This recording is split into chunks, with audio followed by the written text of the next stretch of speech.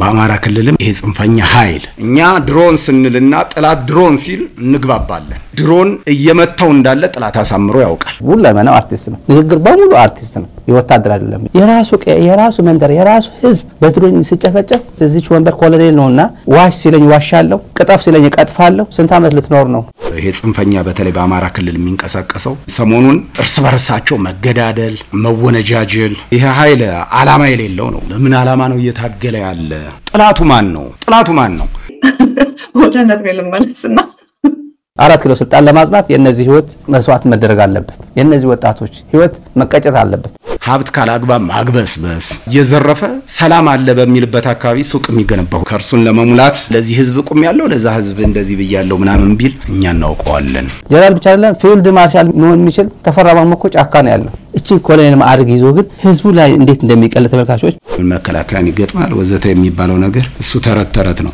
አሁን 4 ኪሎ ምናምን ቀርቶ መሽሎክለክ ያለፈ ሌላ ነገር የላቸውም ለራሱ ሁሉና ለእናት ሁሉና ጭምር የሚታገሉ ጀግኖችን ሲያብጠለጥል ነው የሚያድረው በተለይ ጋዜጠኛ በተለይ አማራ ከሆነ ከባድ ነው ድሮን እኮ የተሰራው ለጦርነት ነው የገዛ ነው ልንዋጋበት ነው እንመታለን በድሮን ገጥሟል እኮ እኔ መሳሪያ ልመርጥለት ነው ከገጠምክ ደግሞ ቻለው በዘራቸው ያድርስ አንተ በዚህ ምጥጥ ኢኮኖሚ ይዘ በድሮን ነው የምንዋጋው ቻሉት ማለት ምን አስፈለገ አፋችሁ ሞልታችሁ አሁን እንቡርንቡራት በሉ ነው ማንነታችሁ ስለምናቀው ነው አቅማችሁ ስለምናቀው ነው አስቡት መከላከያ አይደለም ህፃናት የመለመለ ያለው ታዳጊ የመለመለ ያለው ክልል ነው ብሎ ክልሎችን አክዩዝ ያደረገ ክልል ማን አድርግ ብሎት ነው ከዛ ማን ነው የሚቀበለው ክልል የማን ተላላኪ ነው እነዚህ ሰዎች ትልልቅ የሚባል ስልጣን ላይ ተቀምጠው እንደዚህ ጨዋታ ይጫወታሉ ኮሎኔል ጌትነት አርቲስት ነው ያው አርቲስት ማለት ሁለመናው አርቲስት ነው ንግግር በሙሉ አርቲስት ነው ይወታደር አይደለም የአርት ሰው ነው እድሜ ቁመት ውፍረት ጤንነት ሁሉ መርመረን ነው ወትድርና ምናስገባው አለ እና በግድ የሚገባ ወታደርም የለንም አለ በቃ የኢትዮጵያ መንግስት ቆመና እንዴት አድርጎ ተሰባብሮ እንዳለ ለዚህ 22 ደቂቃ ቪዲዮ ስንት ጊዜ እንደተቆራረጠ በጣም አስቀያሚ በሆነ ኤዲቲንግ እንትን ያደረጉት ንጹሃኖች በድሮን እየተመቱ ነው የሚል ጥያቄ ያነሳሉና ምንድነው የሚሰጡት ምላሽ በቀንም በለሊትም መነጽር ያላቸው መሳሪያዎች አሉ እኛ ደግሞ የምንጠቀመው ምን እንደሆነ እናውቃለን ድሮን የሚለው ግን ተደጋጋሚ ይነሳል ያው ትጥቃችን ስለሚያውቁ ነው እኛ ድሮን ስንልና ጥላት ድሮን ሲል እንግባባለን ያው እንደምታውቁት ነው የኢትዮጵያ ፖለቲካ ብልጽግና የሚባለው አስደናቂ ነው እንዴት በመሐከላቸው አንድ ማሰብ የሚችል ማስተዋል የሚችል ማመዛዘን የሚችል እንደው ትንሽ እንደዛ ክፉ ዳኛ መጽሐፍ ቅዱስ ላይ እንደሚለው እግዚአብሔርን ባልፈራ ሰውንም ባላከብር እንደው ስለ ጭቅጨቃዋ ሲል እንኳን ልፍረድላት የሚል መሐላቸው አለመኖሩ በጣም ይገርመኛል ድሮን እየመተው እንዳለ ጥላት አሳምሮ ያውቃል እኛም እሱን እናውቃለን ሶ ድሮን እያለ የሚያጥላለው የሚመተው እንዲቆምለት የመፈለግ ነገር ይኖራል ማለት ነው ጥላት ምሽጎች ገዳም ላይ የሃይማኖት ተቋማት ትምህርት ቤቶች ህዝብ የሚሰበሰብበት አካባቢ ነው የሚመሽጉት ምን የሚሉት እድሜ ኮንሲደር እናደርጋለን ይላል የ12 አመት ወታደሮች ግን ሲማረኩ አይተናል 12 አመት ነው ይያለው ህፃን ልጅ ታዳጊ ከሁሉም በላይ ገረመኝ ግን በግድ የሚሰለፍ ወታደር የለንም በግድ ወትድርና የሚገባ የለንም አለን መከላከያ ተወዳጅ ነው ይያለን እኮ በጣም በፍቅር ነው ወታደር ሆኖ የሚመለመረው ወታደር ለመሆን በፍቅር ወዶ ነው ታፍሶ ሳይሆን ማንቁርቱ ተይዞ ሳይሆን ወዶ ነው አሁን በየቦታው ከፍተኛ ፋኖ ፕሬዘንስ ነው ያለው በየቀበሌ በየወረዳ መከላከያ የታካባቢ ያለ በድሮን የሚዋጋ አማራ ክልል ዋና ከተማ ላይ ነው አስተዳደር ያለው ከተማ ቀበሌ የሚባል የለው አሁን ይሄን ያፈሰ ያለው ከከተማ ነው ገጠር አካባቢ ሪክሩት ማድረግ አይችልም በየት በኩል ይሄ ኃይል ትምህርት እንዲቋረጥ መምህራኖችን እየገደለ ተማሪዎችን እየገደለ ድሮን መታ የሚለው የት ላይ ነው ትምህርት ቤት ላይ አስቆሞታል እኮ ትምህርትን አስቆሞ ተመታ የሚለው ግን ትምህርት ቤት የት ያለው ተማሪዎች መምህራኖች እንዲንበረከኩ አድርጎ የሚረሽነው መረሸኑንም ተማሪዎች መግደሉንም ይፋም ያደርግልን ጨካኞች ነፍሰ ገዳዮች አረመኔዎች ዕውቀት የጎደላቸው ምናምንቴዎች የተሰበሰቡበት ፓርቲ መሆኑ በጣም ነው የሚገርመው በጣም ምናምንቴ ጓደኞቹን አማከረና የነሱን ሰምቶ ለህዝቡ ሄዶ ነገራቸው የምናምንቴዎችን ምክር ሰምቶ ስለምንም ነገር ዕውቀት የሌለው ልካውና አብይ አህመድ ኢህአዴግ በሚባለው ውስጥ አደገ ዕውቀት የለው ምን የለው በቃ ብቻ ባይ ዲፎልት እዛ ውስጥ አደገ ያለ ምንም ቅድመ ዝግጅት ያለ ምንም ዕውቀት ያለ ምንም ልምድ ስልጣን ላይ መጣ ትምህርት ቤት የነን ያክል ተማሪ ገደልን ምናምን ይያሉ ያወሩት እሱ ነው ትምህርት ቤት እንዲቀር ያደረገ በድሮን ተደበደቡ ስላቅ ነው። ለነገሩ ይሄ ውሸት የማይሰለቸው ቡድን ድሮን ከነ ፓይለቱ መተንጣል ነው ያለ እስከዚህ ድረስ እኮ ነው ዋሽው። ስለዚህ ውሸት አይሰለቸውም። ውሸትን ሲደጋግሙት እውነት ይሆናል ብሎ አስቦ ሊሆን ይችላል። ፋኖ ያለ የባዴን ወይ የብልጽግና ካድሬ እንዴት ብሎ ነው ቀበሌ ሄዶ ሊመለምል የሚችለው? የባለስልጣናት ልጆች የሉም። እዚህ ልጅ ያለው ብቻ ነው የሚያውቀው ልጅ ማሳደግ ምን ማለት እንደሆነ። ዩኒቨርሲቲ ገብቶ እንን ይጦረኛል ብሎ ሲያስብ ገና 15 16 ሲሆን ቁመቱ መለሎ ሲሆንበት በቃ አላፍ አድርጎ የሚወስድበት ካድሬ በምን ሁኔታ ላይ እንዳለ ይሄ ህዝብ ብሎ በቃ ምድረ ሆዳም ስለሆነ እንደነ አብን ልጆች ሆዳም ሆኖ ህዝባቸውን ካዱ እንጂ አብይ አህመድ እንደዚህ አይቀልድበትም ነበር የኢትዮጵያ ህዝብ። እቺ ልጅ አግብታ ወግ ማረጓን ማየት የምትችልበት እድሜ መማር በምትችልበት እድሜ ነው ሰብስበው ወደ ጦር ግንባር እየወሰዷቸው ያሉት። 4 ኪሎ ስልጣን ለማጽናት የነዚህ ህይወት መስዋዕት መደረግ አለበት። የነዚህ ወጣቶች ህይወት መቀጨት አለበት። በጭራሽ የሚሆን ነገርም አይደለም። የሰራዊታችን ባህሪም አይደለም። የድሮንም ራሱ ስሪት አይደለም። ሰሞኑን እርስ በርሳቸው መገዳደል፣ መወነጃጀል ይሄ ጽንፈኛ በተለይ በአማራ ክልል የሚንቀሳቀሰው ለምሳሌ ደምቢዶሎ ታጋሽ ተማሪ ምናምን ተብሎ የቀረበ አስቡ። እሱ ሲጋለጥ የእርስ በርሳቸው መገዳደልና መተማማት ሲሰፋ ስልጣን ላይ ሲመጣ ምንድነው ያደረገው? ልምድ የነበራቸው እውቀት ያላቸው እንዳለ እነሱን ሰብስቦ ጠራርጎ አስወጣና የሱ ቢጤ ምናምንቴዎቹን ይዞ ዙፋን ላይ ወጣ። ከዛ ምናምንቴዎቹ እየመጡ መክሮት ምንድነው አሁን የሚያደርገው ነገር? ይሄ ምን የምናየው ያለነው ምድራችን ላይ እግዚአብሔርን የማይፈራ ሰውን የማያከብር ምናምንቴዎች የሚያማክሩት የወሩ በላ የድሩዬ የነፍሰ ገዳይ አጀንዳ ማስቀየሪያ ይሄንን ያመጡታል። በተለያየ ነገር ፐርፐዝሊ ነው የሚሰሩት ተደራጅተው። አንዳንዶቹም የደው ላይ የሌሉ ናቸው የሚያወሩት ይሄንን አጀንዳ የሚሰጡ። ስለዚህ እኛ እናውቀዋለን። ህዝባችን ግን ይሄንን አውቆ መከላከያ ሰራዊት ምን መሆኑን በተግባርም እያየ ስላለ የጀራል ልጆች አውሮፓ ለሚማሩት የጥቂቶች ምቾት እንዲደላደል እነዚህ ልጆች መስዋዕት ያደርጋሉ። ስልጣን እንደዚህ እናቆያለን ብሎ ነው የሚያስበው ኦህዴድ ብልጽግና። እነዚህ ሰዎች የትም አይደርሱም። ችግሩ ምንድነው? ኮሎኔል ጌትነትና ብርሃኑ ጁላ ይሄ ብርሃኑ ጁላ ትልቅ ቤተ መንግስት ገምቷል አቡዳቢ ጨርሷል። በማንኛውም ሰዓት ነገሩ አልመች ሲለው ወጥቶ መሄድ ይችላል። ችግር የለበትም። እነዚህ ሰዎች ግን በቦዳ በሞተር ሳይክል ነው ኬንያ የሚሄዱት። በጣም ብዙ በመቶዎች የሚቆጠር እንደነ ጌትነት አይነት ወንጀለኞች አሉ ኢትዮጵያ ምድር ላይ። የራሱ መንደር የራሱ ህዝብ በድሮን ሲጨፈጨፍ እዚች ወንበር ኮሎኔል ነውና ዋሽ ሲለኝ ዋሻለሁ፣ ቅጠፍ ሲለኝ ቀጥፋለሁ፣ ከዛ በኋላ እኔ ኮሎኔል እየተባልኩኝ እዚህ እኖራለሁ ብሎ አስበው ነው። ስንት ዓመት ልትኖር ነው? ይሄ ኃይል ዓላማ የሌለው ነው። ለምን ዓላማ ነው እየታገለ ያለ? ጥላቱ ማን ነው? ጥላቱ ማን ነው? እንደ ካባ የደረበው ነገር ስርዓቱን ገዢ ፓርቲውን ምናምን ይሄ ካባ ነው። በተጨባጭ ግን ካልን ህዝብ ነው ጥላቱ። ቀረጥ የሚቀርጠው እሱን ነው። ትምህርት እንዳይማር የሚያደርገው እሱን ነው። ተዘዋውሮ እንዳይሰራ እያደረገ ያለ እሱን ነው። አብይ ማለት በአጋጣሚ 4 ኪሎ የገባ ተራ ሽፍታ እና ተራ ሽፍታ በአጋጣሚ 4 ኪሎ ገብቶ በዙሪያ ሁሉ የሰበሰባቸው የሱ ቢጤ ምናምንቴዎች የሱ ቢጤ ድሩዬዎች በቃ እውቀት የሌላቸው ልምድ የሌላቸው አጭበርባሪ ማጅራት መች ነጣቂ ቀማኛ እውቀት የሌለው ታላላቆችን ሲሰድብ ታላላቆችን ሲያዋርድ እንደፈለገ ሲዘልፍ ሲያንቋሽሽ በቃ ይሄው ነው። ለታገል ብሎ የመጣው ወታደሩን እየገደለው ያለ ራሱ ከውስጡ ላይ ያለ ራሱ ነው። የማማተሩ ነገር ሌላ ነገር ሆኖ ይሄ 4 ኪሎ ምናምን እያለ የሚያማትረው ውስጡ የኢኮኖሚ ጥቅም ያለበት ሀብት ካላግባብ ማግበስበስ ከዛ እየዘረፈ ሰላም አለ በሚልበት አካባቢ ሱቅ የሚገነባ ሁሉ እንዳለ እናውቃለን። ጀነራል ብቻ አይደለም ፊልድ ማርሻል መሆን የሚችል ተፈራ ማሞ እኮ ጫካ ነው ያለው። ተፈራ ማሞ ከብርሃኑ ጁላ በፊት ነው ጀነራል የነበረ ትልቅ ሰው ነው። ታግሎ የመጣ ነው። እሱ እንኳን ሄዷል። እቺ ኮሎኔል ማዕረግ ይዞ ግን ህዝቡ ላይ እንዴት እንደሚቀል ተመልካቾች ቀጥፎ የትም አይደርስም፣ ዋሽቶ የትም አይደረስም፣ በድሮን ማሸነፍ እንደማይቻል አሳይቶናል በተግባር። ማሸነፍ የምትችለው በካውዝ ነው። ምክንያታዊ የሆነ ጦርነት ስትጀምር ነው። ምክንያታዊ የሆነ ውጊያ ካሰለፍከው ነው ወታደሩ። አለበለዚያ ጭድ ነው የሚሆነው። በሚሳኤል ጦርነት እኮ ማሸነፍ አትችልም ብሎናል አብይ አህመድ በአንድ ወቅት። ታዲያ ለምንድን ነው ሚሳኤል የምትወረውረው? ለማን ነው? አንተ በዚች ምጥጥ ኢኮኖሚ ይዘ በድሮን ነው የምንዋጋው ቻሉት ማለት ምን አስፈለገ?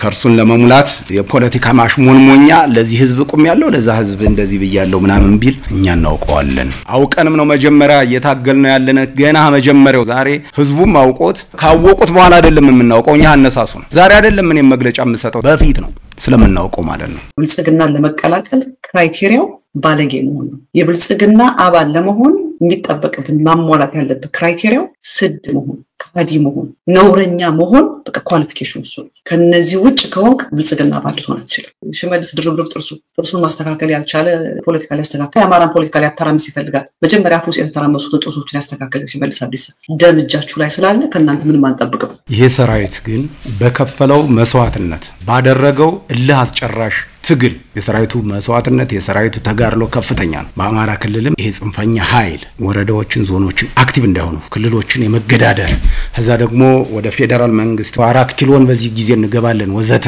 የኢትዮጵያ ኢኮኖሚ ደግሞ አከርካሪው ሰባብሮ ቁጭ አድርጎታል። ቤተሰቡን መቀለብ የማይችል መንግስት ሰራተኛ ኢትዮጵያ ውስጥ ተፈጥሯል። የኢንዱስትሪ ፓርኮች ውስጥ የሚሰሩ ሴት እህቶቻችን ቀን ስራ ሲሰሩ ውለው ማታ በዛ ገንዘብ 3000 2000 4000 ብር መኖር ስለማይችሉ ማታ በወሲብ ንግድ እንደሚተዳደሩ በማስረጃ ተረጋገጠ። ይሄ ዜና ኢትዮጵያ ምድር ላይ አለ። ኢትዮጵያ እንቁ ናቸው የኔ ናቸው የምትላቸው በታሪኳ የምትመካባቸው ሰዎች ኢትዮጵያን አፈርድም ያብልቶ ያዋረደ መንግስት ነው። ዋናው ግን ማሸነፋት በከባድ ትግራይ ምስክር ነው። አንድ የማሸነፍ እንደማትችል አማራ ክልል አታሸንፈው።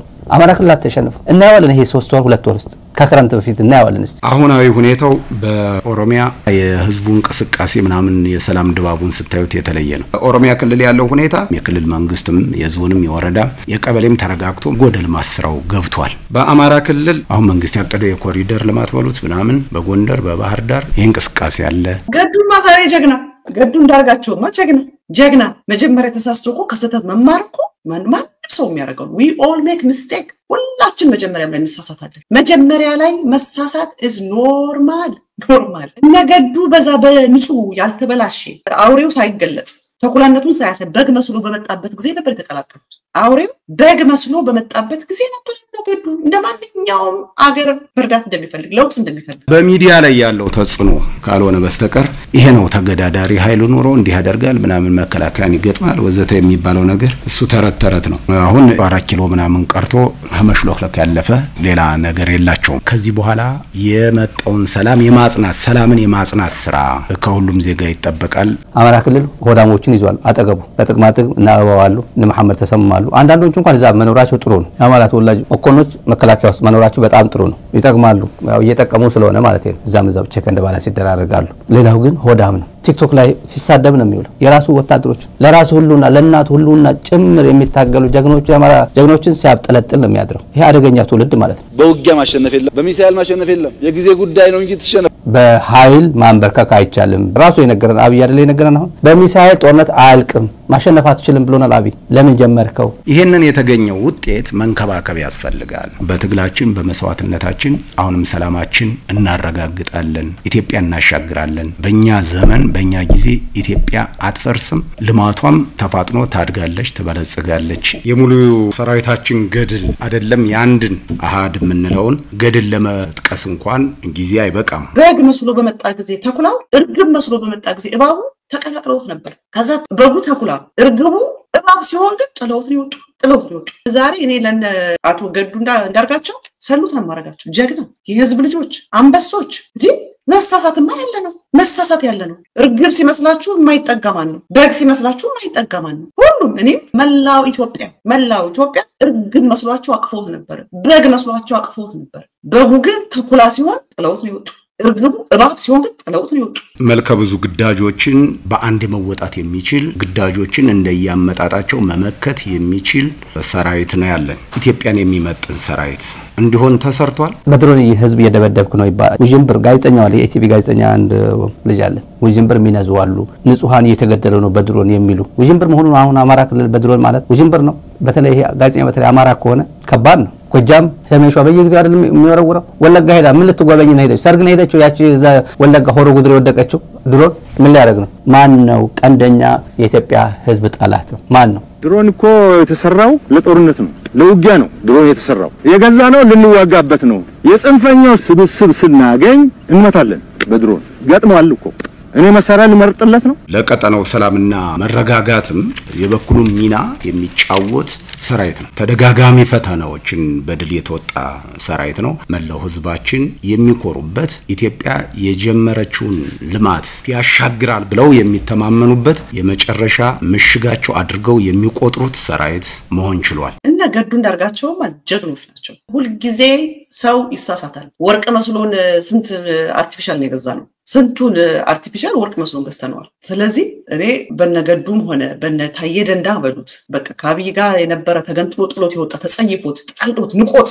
የወጡት በሙሉ ጀግኖች ናቸው። አሁን የኢትዮጵያ ወታደር በዓለም አቀፍም የበኩሉን ድርሻ እንዲወጣ አስተማማኝ ኃይል ነው ማለት እንችላለን። መተካካት ነው። ሰራዊት መተካት መቻል አለበት። በጡረታ በተለያየ ነገር የሚወጣን ሰው መተካት መቻል አለበት። አይ ድሮን ተውና ክላሽ ለክላሽ እንግጠም ነው እያለ ያለው። ከገጠምክ ደግሞ ቻለው እና አፋችሁ ሞልታችሁ አሁን እምቡራት በሉ ነው። ማንነታችሁ ስለምናቀው ነው። አቅማችሁ ስለምናቀው ነው። ነውረኞች ሆናችሁ ነው። ሲቪል ጋር እየገጠምክ ያለው ነው። ከገበያ የሚመለሱ እናቶች፣ ቆርቆሮ ለመግዛት በማህበር የወረዱ አርሶ አደሮች። ስለዚህ ጉዳይ መናገር አይችልም አማራ ቴሌቪዥን። ህዝብ ደግሞ እዚህ በቁሙ እየተገደለ ድምጽ መሆን አቅቶት ማለት ነው። የአማራ ህዝብ ታክስ ካፍሎ የአማራ ኮሚኒኬሽን የአማራ ቲቪ ብሎ ያቋቋመ ኤፍኤም ምናምን ብሎ ያቋቋመ ለአማራ ህዝብ ያገለግለኛል ድምጽ እንዲሆነኝ ብሎ ባርዳር ሆናችሁ የምትከታተሉ ተመልካቾች ምን ይሰማቸዋል? ይሄን ሲከደው የሰራዊት ዝግጅትም ያስፈልገናል። ዓለም አቀፍ ስታንዳርድ እና መነሻችን 18 ዓመት ብለን በግልጽ የምናስቀምጠው መስፈርት አለ። በቃ በህግ ነው የምትመራው ይህች ሀገር። ህገ መንግስቱን ማመን መቻል አለበት። ፍቃደኛ መሆን ለሀገሬ መስዋዕት ለመሆን ወታደር ለመሆን ቆርጫለሁ ወስኛለሁ ብሎ ፍቃደኝነቱን አንዱ መመዘኛ።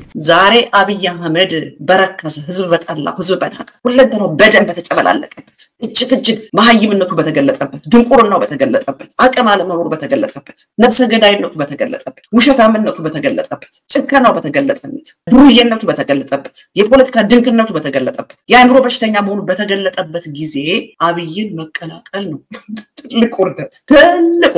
ከየትኛውም የፖለቲካ ድርጅት አባል ያልሆነ አሁን ደግሞ የየትኛውም የጽንፈኛ አመለካከትና ተግባር ወይ አባል ያልተሳተፈን ዜግነቱ ኢትዮጵያዊ የእድሜ 18 አሁን አንዳንዱ ህፃናት ምናምን ተመለመሉ ምናምን አጠገቡ ብዙ ነገር ወንጀል እየተፈጸመ ያየ የጦር ወንጀል እየተፈጸመ ያየ ዝም ብሎ ጽንፈኛው ያለ የሚያደር ቴሌቪዥንና ኤፍኤም ባለበት ምን ይሰማዋል? የአማራ ህዝብ ራሱ እኮ ነው የሚከፍላቸው እኮ ክልሉ በሚከፍለው ታክስ እኮ ነው የሚተዳደሩት እኮ አዲስ አበባ ያለው ጌታው ነው የሚሰማው። የራሱ አባት የራሱ እናት እየሞተ ፊል እንዴት አያርጉ? እንዴት አይሰማቸው? ይሄ ነገር ነውረኛ ስብስብ ነው። አሁን ወደ ኋላ ሄዶ ማሰቡ ከባድ አይሆንም። አብይ እንዴት አድርጎ እመኑኝ እያለ የጥላቻ ንግግር እየተናገረ የውሸት ታሪክ የውሸት በአይን የሚታይ ኢትዮጵያውያን በዝንዲው አይተው የሚመሰክሩትን ነገር እየዋሸ እያዩት ጨብጨብ ያደርጋሉ። ምድራ ጨብጫቢ እና የወረዳም ሆነ እዛ የክልል መስተዳደር የጸጥታ አካል የምንለው በመጀመሪያ ሊመሰገኑ ነው የሚገባ። ሰራዊቱ የኔ ነው እኔንም ነው የሚጠብቅ አገርንም ነው የሚጠብቅ ብለው እያደረጉ ላለው አስተዋጽኦ መመስገን መቻል አለባቸው። ዞን ላይ ከ5 ቀን ያላነሰ ማጣራት ይደረጋል። በመስፈርታችን ነው ወይ የመጣው የተላከው የሚል ወዶ መምጣቱ በፍቃዱ ነው ወይ የመጣ የመጀመሪያው ማጣራት የሚጀምረው መከላከያ ያኔ ነው። ይሄንን ነቀርሳ ነው፣ ይሄንን አመከላ ነው፣ ይሄንን እንክርዳድ ነው፣ ይሄንን እርም ነው ከማሏን ነቅላ አውጥታ ጥላ ሂድ በአደባባይ ባሪያው። ዛሬ በአማራ ህዝብ ላይ አብይ አህመድ እየሰራ ላለው ወንጀል ጌታቸው ረዳ ተጠያቂ ነው። ምክንያቱም የአብይ አህመድ አማካሪ ስለሆነ በአማራ ህዝብ ላይ አብይ እያደረገ ላለው አሁን አብሮ ከሚጠየቁት ውስጥ ጌታቸው ረዳ ነው። ለምን?